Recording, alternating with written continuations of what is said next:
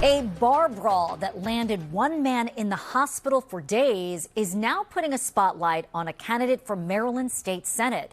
Kevin Ford Jr. is running for state Senate in Prince George's County's 24th district. But 2 years ago, he faced felony charges, including attempted second-degree murder from that fight. All of the charges were later dropped and his record expunged. Investigative reporter Tracee Wilkins sat down with Ford, who is going on the record about what happened that night and why he believes it should not impact his run for Senate. A warning that some of the images in this report are disturbing. Kevin Ford is a first-time candidate running for state senator in Prince George's County's 24th district, but he's not new to politics. Former Prince George's County executive Rashawn Baker is his godfather. Ford managed 2 of his political campaigns. He says he's clear about the campaign he wants for himself. One thing I know about the people of the 24th district is that they don't really like negativity. They don't want to see nasty campaigns. And that's exactly what's going on here. Ford's referring to text messages circulating showing his now expunged charges for 2 felonies, including attempted second-degree murder, assault in the first degree, and a misdemeanor for the use of a dangerous weapon with intent to injure. It stemmed from an altercation at a fraternity fundraiser in 2024. I felt like my safety was in imminent threat. And unfortunately, I was placed in a position where I had to defend myself. How did you do that? Again, I would rather not dive into the particulars of the situation. The News 4 I-team obtained video from that December evening 2 years ago inside a College Park restaurant. In it, Ford walks behind his fraternity brother, Adrian Wilcox, with a glass in hand. The two begin to talk. There is no audio. Did you say anything to denigrate him, call him any names? Prior to the altercation? Yes. Yes. And he did the same as well. In the video, Wilcox can be seen shoving Ford, and then a fight erupts. According to the complaint filed in court by Wilcox, Ford beat him with that glass cup. This was the aftermath, according to Wilcox, who also provided the I-team with his medical records. Pictures show several stitches to the front of his face, a broken nose, staples in the back of his head, and he says he also has nerve damage. Did you have to go to the hospital for stitches? I did. I had stitches. Tell me about your stitches. My stitches were in my finger. Do you feel that your response to him was an overreaction? No, I don't.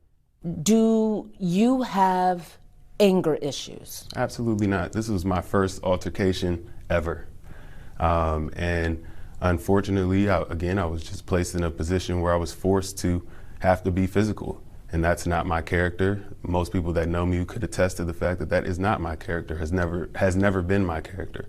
Wilcox declined an on-camera interview, but in a statement released to News 4, said in part, "I survived a brutal assault on December 13, 2024 at the hands of Kevin Ford Jr., someone who shows no regret or remorse for his actions. This trauma has altered my life, yet the absence of any accountability from my attacker deepens the wound beyond the physical.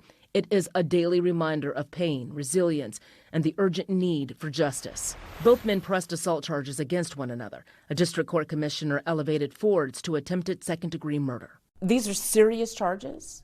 What happened with those felony charges? The charges that were originally levied upon me were not sustainable in court, and they knew that, and that's why they dropped them. Charges for both men were eventually dropped and their records expunged. The I-team searched and confirmed they're no longer publicly available. Ford's campaign for state Senate has garnered support from U.S. Senator Angela Alsobrooks, and he says he has more high-profile endorsements coming. I think that this is really a Hail Mary attempt to try to stop the momentum that I've gained over the past few months in this campaign. He accused his opponent in the Democratic primary, Delegate Tiffany Alston, for circulating the now expunged charges. Alston responded to those allegations in a statement that says, in part, "The fact is several constituents have reached out about this man's temperament and his violent behavior and the lack of accountability because of his political connections. And no, I'm not spreading it, but I will make sure that every citizen gets justice and people are held accountable for their actions." Both candidates are seeking to replace longtime Senator Joanne Benson, who after more than 30 years announced she would not run again. How do you begin to fill those shoes? How do you begin to come into the 24th after Joanne Benson after Joanne Benson's 24th? I'm excited to continue the conversations that I've been having with Senator Benson, and I look forward to earning her support.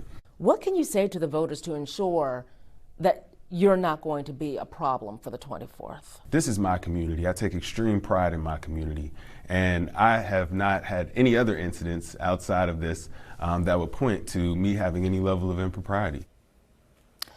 Ford acknowledged to me he has not had contact with Adrian Wilcox, but said he hopes to do that in the future. He said he is sorry that Wilcox was injured, but prefaced he was assaulted and had to defend himself. So just an unfortunate situation. You know, these guys are fraternity brothers, and in Black Greek letter organizations, that is something that lasts well beyond college. These are lifelong bonds. So just to see that this even happened is very sad. But of course, there are also questions about exactly what unfolded and how the felony charges went away. And Ford stood by the fact that the state's attorney's office did not feel like there was evidence to support the felony charges and downgraded those charges. And these two gentlemen both pled the fifth and eliminated those misdemeanor charges. What is your sense? Do you think that this was going to have an impact on this campaign? Even though the charges were expunged, it's still out there. These images are out there. These allegations are out there. Yeah, it's hard to tell. You know, it's hard to tell how voters are going to feel about this, and I'm anxious to see. This circulated right around the time that it first happened, and now it's coming back up again that his campaign is beginning to do well. So, you know, I don't know, but I got to tell you that what's crazy about all of this is that, yes, his record is expunged. But 2 years ago, someone took pictures in Maryland Case Search and documented it and held on to all of this time. Circulated it. And then circulated that these charges actually happened. But it was worth the scrutiny. It was worth giving him the opportunity to explain what happened, to explain to voters where he stands on this now. And now it's going to be up to the voters to decide, is this someone who I trust to represent me or not? I mean, there's much more to him than what happened that night, and that's the message he's going to be trying to push until it's time for that primary. All right, Tracee Wilkins, thanks so much again for another great report.